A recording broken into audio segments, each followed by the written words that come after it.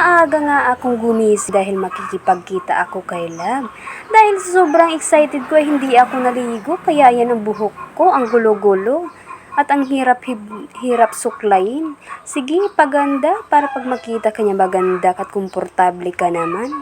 Para hindi ka naiwan, lagi ka nalang iniiwan ng mga putang ina. Ay, sorry po. Sige, paganda, dali. Ganda ka, te. Sige, pag makita ka niya, maganda ka naman at komportable. At ako na nga'y magli-lipstick para kissable lips pag makita ako ni Love. At ako na nga'y magpupulbo para maputi ang aking mukha pag makita ako ni Love. At kaaya-aya naman akong tingnan. Huwag mo namang sobrahan, baka magmukha kang binalsa, Marte. Paganda ka pa ng paganda, iiwan ka lang na naman sa huli. Ay, pa-cute ka pa. Sige, paganda.